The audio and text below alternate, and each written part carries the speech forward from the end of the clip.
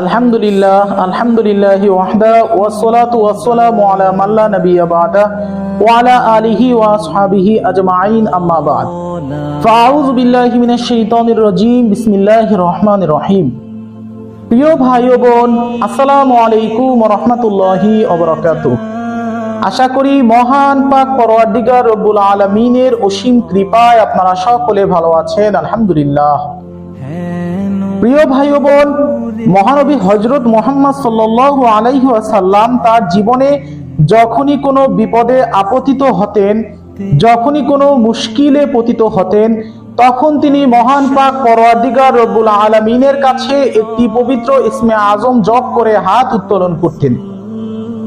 মহান পাক পরওয়ারদিগার রব্বুল আলামিনের আদেশে হাজার হাজার মুওয়াক্কিল ফেরেশতা পৃথিবীতে অবতীর্ণ হতো এবং মহানবী হযরত মুহাম্মদ সাল্লাল্লাহু আলাইহি ওয়াসাল্লামকে তার বিপদ থেকে উদ্ধার করতে সহায়তা করত।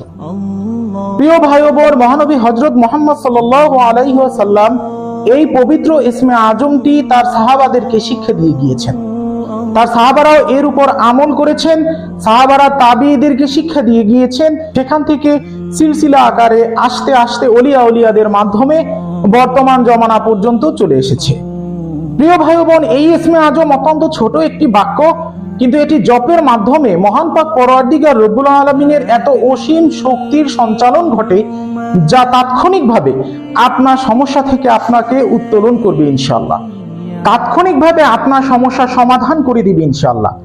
মহানবী হযরত মুহাম্মদ সাল্লাল্লাহু আলাইহি ওয়াসাল্লাম ইরশাদ ফরমান, তোমাদের জীবনে তোমাদের একটি জুতার ফিতা পর্যন্ত যদি ছিঁড়ে যায়, তাহলেও তোমরা তার জন্য মহান পাক পরওয়ারদিগার রব্বুল আলামিনের কাছে হস্ত উত্তোলন করো। মহান পাক পরওয়ারদিগার রব্বুল আলামিন তোমার জুতার ফিতার ব্যবস্থা করে দিবেন।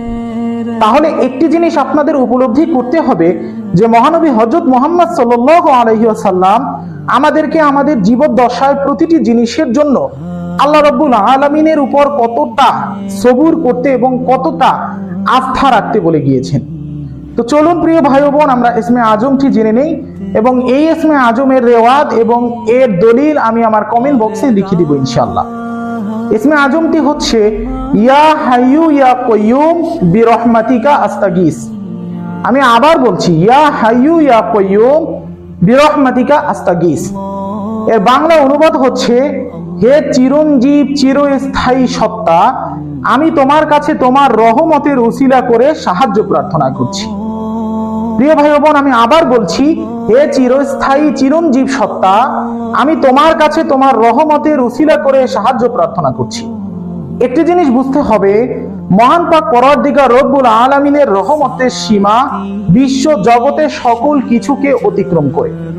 যখনই আপনারা কোনো বিপদে আপতিত হবেন, সেই বিপদ থেকে তাৎক্ষণিকভাবে উদ্ধারের জন্য এই পবিত্র ইসমে আজমটি আগে পিছে 3 বার তাওবা, 11 বার দুরুদি ইব্রাহিম জপ করে মাত্র 108 বার জপ করবেন এবং আল্লাহ পাকের কাছে নিজের বিপদ থেকে উত্তোলন হওয়ার জন্য দোয়া করবেন।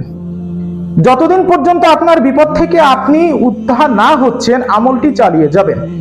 আপনার বিশ্বাস, ভরসা, ইয়াকিন, শ্রদ্ধা যদি অটুট থাকে, তাহলে একদিনের মধ্যে ইনশাআল্লাহ কোনো না কোনো ভাবে আপনি বিপদ থেকে মুক্তি লাভ করবেন।